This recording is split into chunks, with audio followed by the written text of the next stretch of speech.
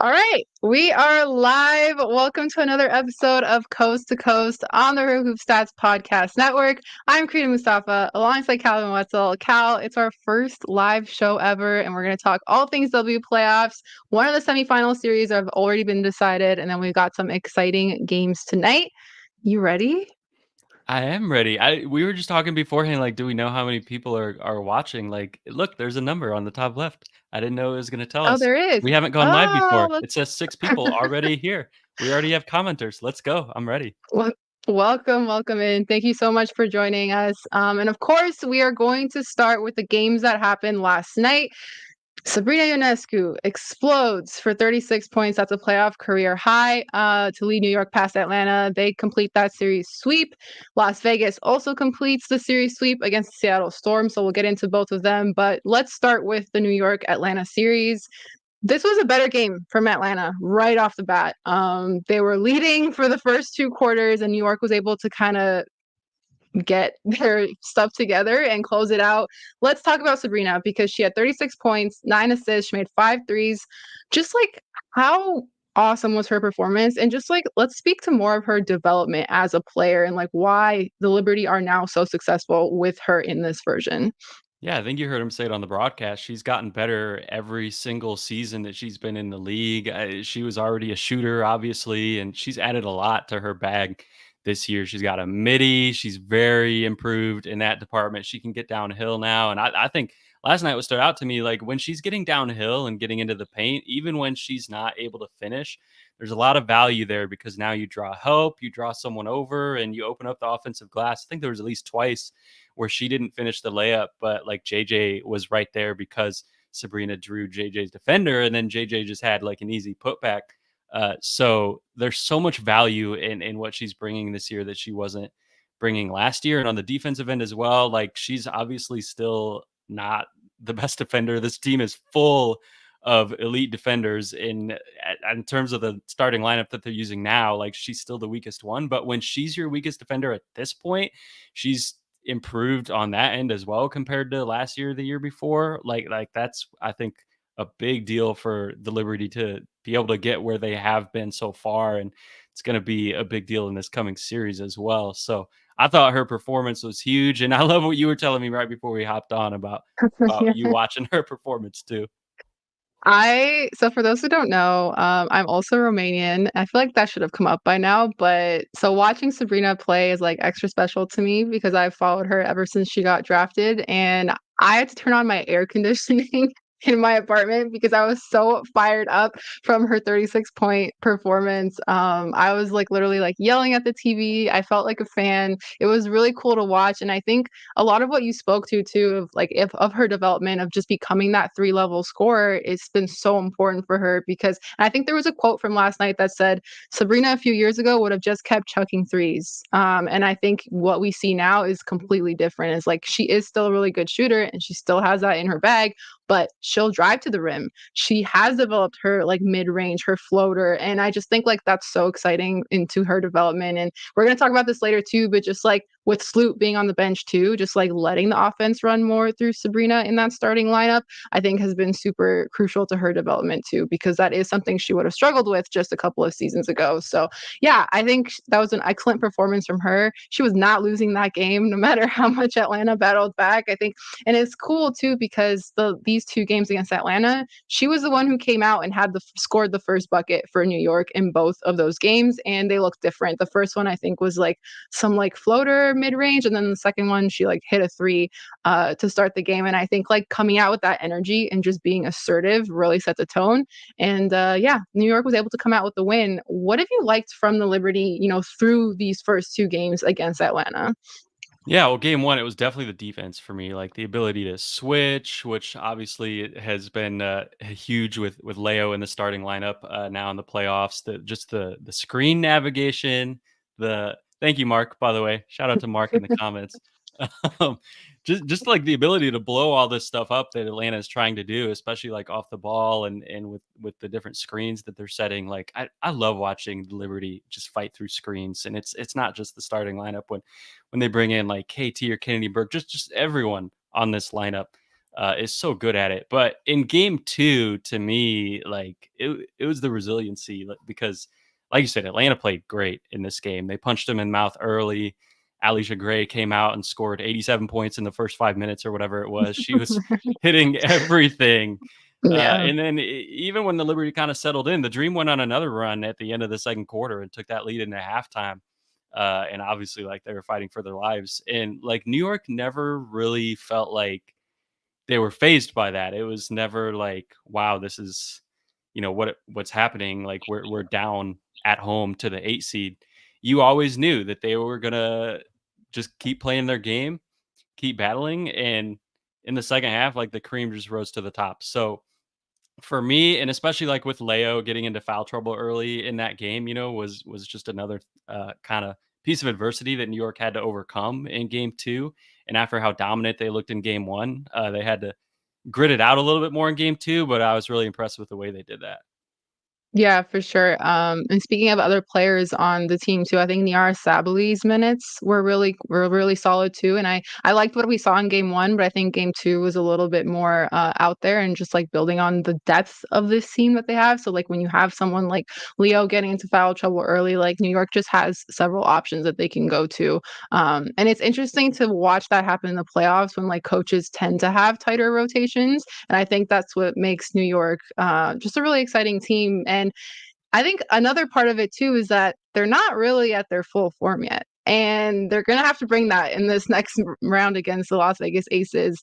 So, what do they need to build on and work on? Because I think there's a few things, at least I saw from my end. I think we're still kind of looking for that dominant JJ game. I think Benijah's doesn't look quite comfortable yet either. So, there is a couple of things that they may need to work on. But what are you seeing on your end, Cal? Yeah, it's gonna be interesting because both of those players played really well last year in the finals, compared to Stewie and Sabrina, and now we're getting that finals rematch. So we'll see how that it goes this coming week. But there's not a lot. I mean, the Liberty have been playing so well, so I feel like I'm nitpicking. But if you want to look for something, like they got B in transition a few times, I think I would say their transition defense not quite as tight and clean as their half court defense has been against the Dream, and you're able to get away with that against the Dream, but against the Aces, you will not be able to. You're gonna have to get back and really slow them down because that's where the Aces are gonna want to thrive. Uh, but like when you're making enough shots, it also stops mattering as much because it's so much harder for the other team to get out in transition. And so if Sap keeps being on a heater, I mean, maybe it doesn't matter. But that's kind of what I was looking at. And they do have Las Vegas next, so let's talk about them. The Aces sweep the Storm. Let's look at these takeaways from both of these teams because I think, we talked a lot about who the contenders were this year. And Seattle, we placed in that category of a team that could contend for the title. And I think there were a lot of questions, I think, surrounding this team heading into the playoffs. They had struggled a little bit. They kept it close. Like, credit to them. They kept it close against the Aces, but it feels like it just wasn't enough, obviously, as they lost. But what is your kind of biggest takeaways from both of these teams from this series?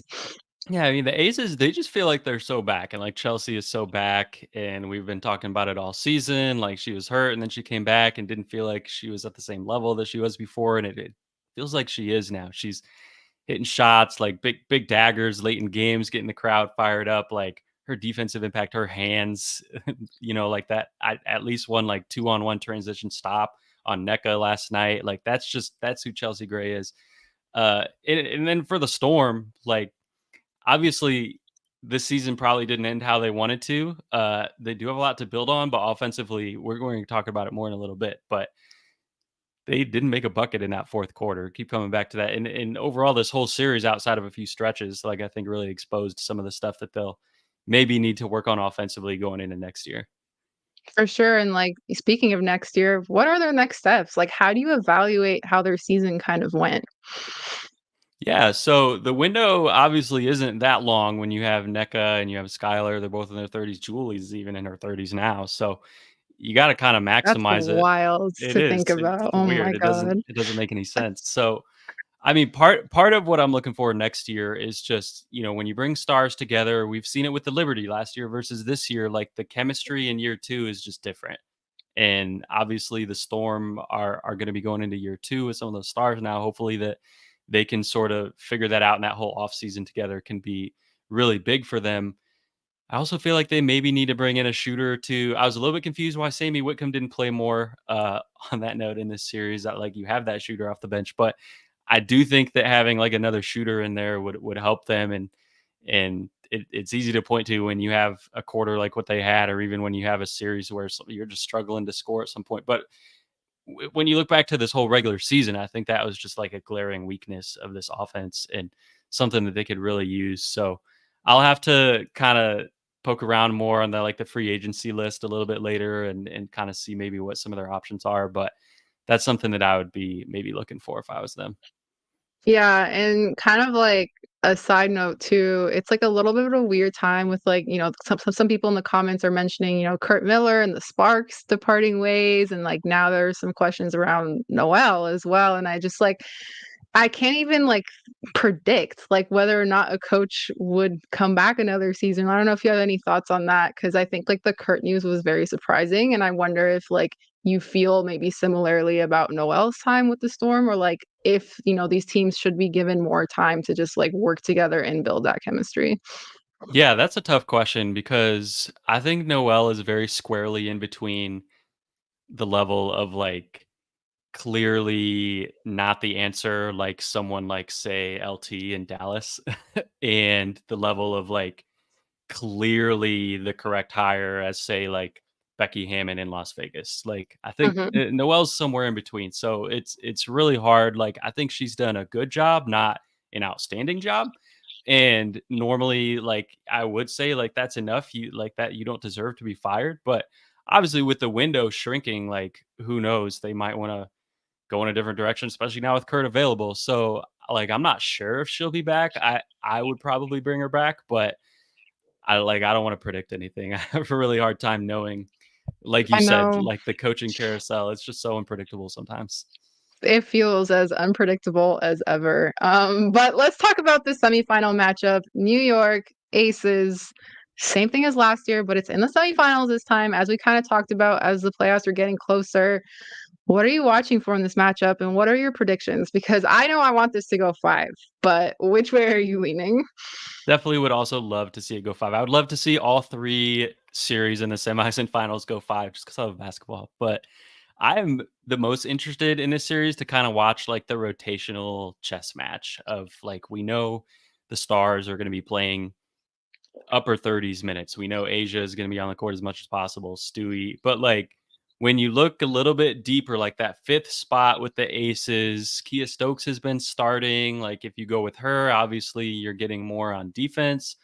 Offensively, she's not going to give you a whole lot, but you're hoping that she can crash, the offensive glass and set good screens. At the same time, like I've talked about like New York screen navigation, and New York allowed under 3 offensive boards in a matchup 3 times all year. It was Las Vegas, Las Vegas, and Las Vegas. So like the Vegas isn't really looking to crash the offensive glass. It's not what they're looking to do. But I do think like if you're gonna have Kia Stokes out there, you hope that at least she can do that, because if not, like you're kind of playing 4-on-5 on offense. In New York can like we've seen them put Sabrina on Kia Stokes before, even though that's not like the conventional matchup, or maybe like use a roamer, that kind of thing. So on the other hand, like you could go small, you could run with Tip. I think Tip has looked really good in the playoffs, and that could definitely work, especially when Sloot is on the court. I think, and then you also have like Alicia Clark, who I think probably ultimately should get the most minutes and maybe will out of this group. But the rotation's pretty tight there.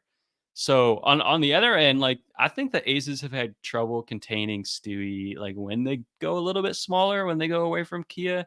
Like you get Asia matched up with JJ, and then like Alicia Clark throughout her career. I mean, she was teammates with Stewie for a while, but since they haven't been, like she's defended Stewie really well in general. But I think this year Alicia Clark's getting a little bit older, and I think in their matchups, like Stewie was able to take advantage of that height advantage a little bit more. We saw it against like Ryan Howard too, against the Dream, just able to hit those turnarounds and those little jumpers in kind of the short mid range. Like when she has a height advantage over you and her release is so high, like that makes it difficult. So yeah, the Aces like have a lot of kind of things to think about with who they're going to put on the court and how they're going to match up with certain New York lineups. And that's what I'm interested to see the most. So you're trying to say they have a lot of cards they can deal? Yes, yes. I think they got four That aces. so guys, now you've just witnessed a live pun in action. I also like what Dana said. The difference will be Kate Martin. I don't know how, but it's the postseason, and this is where these things happen. It feels like it's been a while since I've seen Kate Martin on the floor in consistent minutes. So we'll see how that goes. But yeah, we got New York versus Las Vegas. You know, we're live. You guys can drop in the comments what where you think the series is going. If it goes to 5, who you're kind of leaning towards. Dana, Crina pun. This is why we're here. Thank you, thank you. Very, very appreciated. I know you enjoy them. That this is literally how it happens. Cal will be talking, and then the wheels in my head will start turning. And yeah, so thank you very much. All right, let's get into these games of the night. We're going to preview the next couple of games, talk about how their series have gone so far, and then maybe some predictions as well. So let's start with the Indiana Fever and the Connecticut Sun. Obviously, the Sun ran away with game one. Takeaways from that game. What did you see from both sides for both the Fever and the Sun? Because I know there's a lot to unpack there. I love Dewana Bonner's defense on Caitlin. I love the fact that they put her on Caitlin. Like we started the regular season with a Dijonay masterclass defensively on Caitlin Clark. And shout out to Dijonay, by the way, for winning most improved player. Most improved. And then we started the playoffs with a different look from the Sun, also effective. Dewana Bonner on Caitlin. And by the way, Dewana Bonner, shout out to her too. In a couple hours, she will be tied for the most playoff games played in league history. So just another notch in a belt of a long iconic career for her. But from the Fever side, I thought the front court played pretty well. Leah Boston, I think, won her matchup with Bree Jones. Saw some good things from Damaris Duntis. We've talked about her on this pod. And her kind of sneaky importance to the Fever, at least so far in game one. It looks like maybe she's sort of replacing Nalissa or overtaking Nalissa in that front court rotation. So I am very interested to see if that continues tonight in game two. If Nalissa gets under 10 minutes, I think she was 9 minutes last She game. played 9, yeah, which Yeah, is kind of wild to it is think about, wild. It's especially crazy. in a playoff game. Right. So we'll see how that goes tonight. But yeah, game one overall, just very impressed with the Sun. I'm gonna be messy for a sec and show this comment. I think like this has been and we can have fun because this is a live one. This has been the story of the year. Like not let alone this series, let alone the playoffs. Like it has been the story of the year. I absolutely love it. I just think like this is like these are the stories that we're looking for. I think it's such an interesting dynamic because you also have the Sun where you have like players who are together on the same team. And now you also have against the Fever players who are against each other. So I think there's so many different dynamics at play here. Just like watching them like do their little handshake before their games start, like just the like little smiles on their faces. Like, yes, we're opponents, but we also have a special connection here. So yes, the lore is great. And to me, it's been the story of the year. So I appreciate you for bringing that up, JC. But all right, let's talk about Indiana tonight's game. What adjustments do they have to make, you know, if they want to push this to a game 3 and potentially like upset in the series?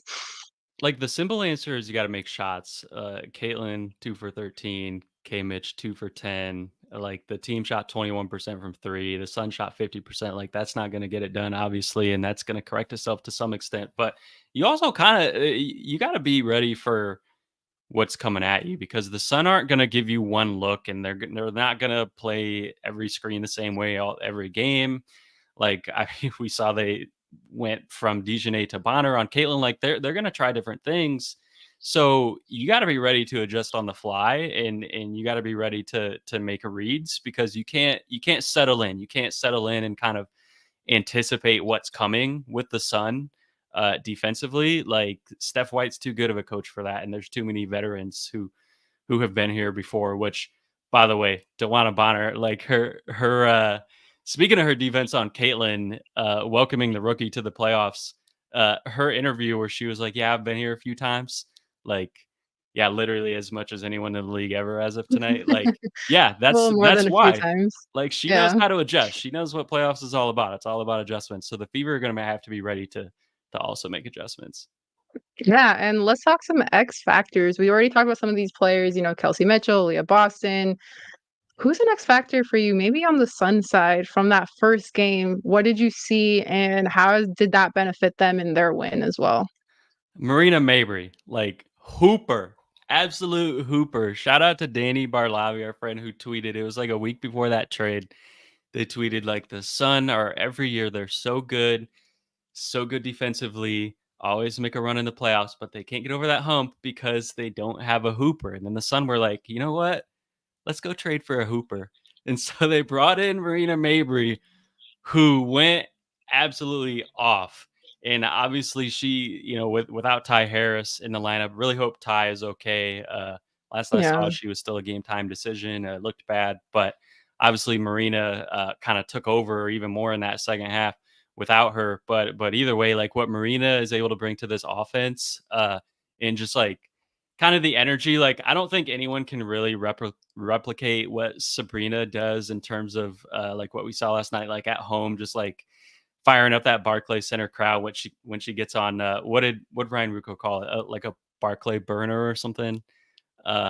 Whatever he called it, like no one can really replicate that, but, like, I think Marina, what she brought in game 1, like, in not just shot making, but, like, the energy and the vibes that come out of that with her, it's, like, Yeah. it's contagious, and I think that's been absolutely massive for Connecticut. You got any predictions for this one? You think Connecticut wraps it up tonight, or do you think Indiana is gonna like come back, make adjustments, and maybe push for that game three? I'm gonna say both. I think Indiana is gonna play a lot better. They're gonna keep it really Yeah. close. We're gonna get an extremely good game tonight, but I think the Sun are gonna squeak it out. It's not gonna be a 20 to 25 point game like it was in game 1. I think it's gonna Hmm. be down to the last minute, but I think the Sun are gonna wrap it up. Yeah, I think we're exactly on the same page. I said that on another podcast this week. I said I think the Fever keep it close in this game too, but I think the Sun ultimately come out with it. Caitlin's not going to have as bad of a shooting night as she did in game one, so at least Caitlin Clark fans can be happy about that. All right, let's get to this next series and matchup: Phoenix Mercury versus Minnesota Lynx. The Lynx win game one, although Phoenix battled back from a 23-point deficit to even like lead at one point, I think they were. They did. But they end up losing that one to Minnesota. That to me was just like so gut wrenching. I feel like for both teams, like Minnesota is happy that they got the win, but at the same time, they're like, we really just gave up a 23-point lead during that game. And then Phoenix is obviously just like, we blew it game one. What were your kind of takeaways from both sides, from both the Mercury and the Lynx from game one? Yeah, you're absolutely right. Like I don't know how good either team feels after that because if you're the Mercury, you're like, wow, like we got an amazing game from Natasha Cloud. Like we got DT going a little bit late with some good sets. Like, but how did we not pull that out after like we gave them a great shot? And then on the Lynx side, you're like, wow, we're up 23 or whatever it was. Like we should have been able to get the starters some rest, coast a little bit late, and instead, like Fee had to play basically 40 minutes. Like we had to kind of grit it out in the end. So I don't know if either team feels great about it. Natasha Cloud, just mentioned her, but what an absolute dog in the playoffs. Like, and we've seen this from her before with the Mystics, but she was incredible. And it does say a lot about the Lynx, the fact that they were able to get a game like that out of Natasha Cloud and the Lynx still pulled it out in the end because Nafisa Collier was every bit the second leading MVP vote getter 38 points. that we've seen all season. Yeah, just they had Yeah. no answer for her. Yeah, for sure. I think like, and it's so funny because like I don't want to say that it went like under the radar, but her 38 points almost went under the radar just because of like how many games were going on, and just like yeah, it was really cool to see that. I'm also biased. I'm also going to bring up the fact that Bridget Carlton hit another important dagger, Canada ice in her cold. veins.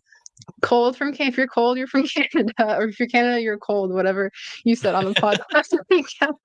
I thought Something like that. that was really cool. That was another play where I was like yelling at my laptop, or I guess it was the TV because it was televised this I time. was I can't too. keep track. There's so many Bridget Carlton daggers that they just happen all the time, every day. But what does Minnesota need to do to maintain a tighter lead in game two? Because I have a feeling That's not going to happen again. They're not going to give up a 23-point lead if they get another one in game two. No, they're not. And I want to focus on Natasha Cloud on this one because obviously Natasha Cloud was a big reason why the Mercury were even in that game at all. And some of it was just like she was hitting threes, she was hitting middies, like she was hitting shots that the Lynx were giving her, like off ball screens. They were very clearly okay with just going under, letting her take those. And like at some point, I'm okay with the Lynx doing that again. I think like game two, you say like, can you shoot 4 for 8 from three again? And if she does, like you tip your cap. But there were some defensive breakdowns too, I think, that I want to put up. Like the first one, this actually wasn't part of the comeback. This was early in the game. But yeah, like so you have BG in the top right corner there. In Atlanta, like she kind of stunts a little bit. She doesn't really help nearly as much if you put that up again. Like and I mean, they're going on their screen and still get beat. And then like there's not a lot of help there. And like BG's made one corner three all year. I know like she stepped out a little bit this year. She's shooting a good percentage on super low volume. Like you don't have to worry about her up there. So like at if Natasha Cloud is gonna get downhill like that, and like you have BG in the corner, you gotta send help. And then there's this other one. This was part of the comeback. This was late in the game. Like this is Natisha and Bridget here, they just kind of like miscommunicate the screen a little bit, whether they're switching or not, and Cloud just easy blow by. And then the same play on the next one, they cleaned it up here. They communicate that switch, they blow up the play, they get a turnover, they're going to the other way. So that was it was the very next possession, they cleaned it up. And I think that like that defense you saw in that last possession, that's what you need to see like from the start on those other possessions. That's what you need to see for 40 minutes. If you're Cheryl, I'm sure you're going through that film and saying like, why aren't we playing like this on every defensive possession? Like we gave up 90 whatever points because we didn't lock in like this until we really needed to on some of these possessions. So when you get deeper in the playoffs, like if you have defensive lapses like that, like it might cost you even a little bit more in the semis or the finals. But we know what the Lynx are on defense. They were one of the top two defenses all year, and we saw it on that last possession. Like when they lock in, like no one's scoring on them. So I think they just need to be a little bit more consistent on that end. Also, I did it again. I can't help but laugh whenever we watch that final possession because Bridget does fall on the ground after She did, and fixing she got the the stop. communication. She got it. She got it. Do whatever it takes.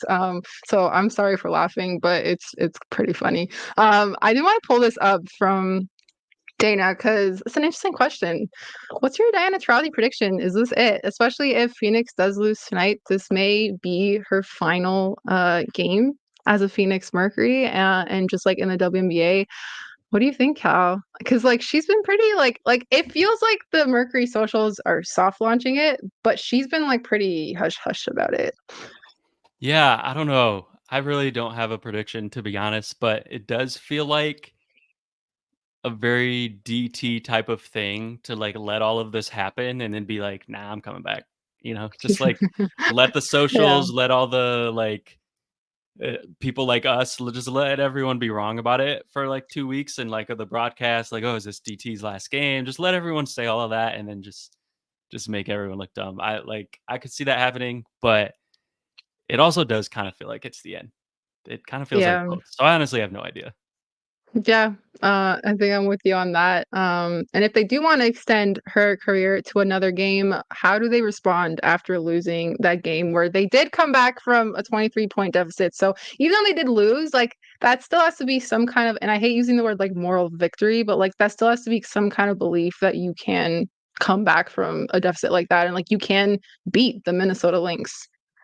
Yeah, they obviously have before in the regular season, and I said it a little bit already. Like on, it's all about how like the attitude and how you view this. Because on one hand, it would be easy to view this like, wow, we gave it everything. Like we had a lot go our way in the second half or the last 2.5 quarters, and still we weren't able to get over the hump and beat this team. Like, what's it gonna take? And kind of like have a negative view, or you could view it like, all right, well, you know what? The zone didn't work in the first quarter, and then we abandoned the zone early in the second quarter. And from that point on in the game, we outscored them. The Mercury went to man the rest of the game and outscored the Lynx for basically 2.9 quarters.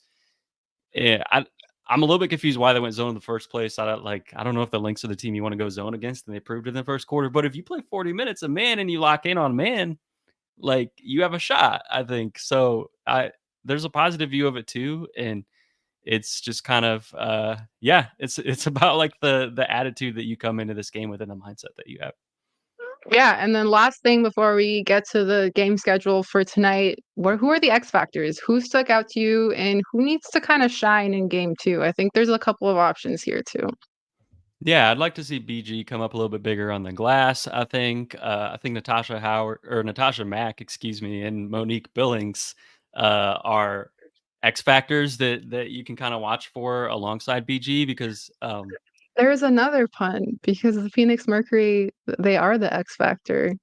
they are, you know, the X There factor in this you game go. would be the X factor, Yeah, but it's there you not go. there. See?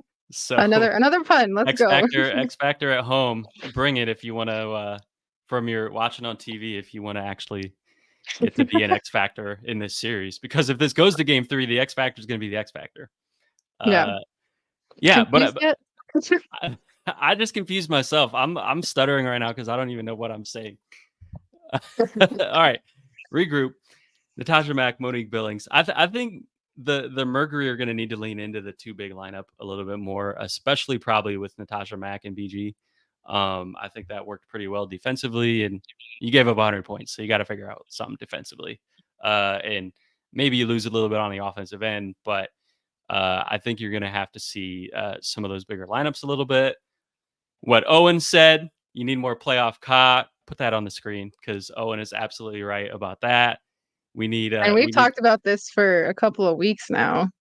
we have and Ka is the reason why they won that game in the regular season that I was talking about when she hit that shot in the corner. So you need that big X factor. And on the Lynx side, I'm interested to see how Courtney Williams does because she was on a tear scoring wise down the stretch of the regular season. Kind of cooled off a little bit in this game in that department. She was still facilitating and things like that. But I think if you're the Mercury, like you do everything you can not to let Fee get to basically 40 again because like you're not winning like that. And then someone else needs to step up. And you have Bridget Carlton knocking threes, K Mac obviously hitting threes as well. But I think Courtney is another big piece of that and her ability to hit those middies if you're going to give them to her. You don't need a lot from her, but if you get 12, 13, 14 points from her, that makes the Lynx really hard to beat.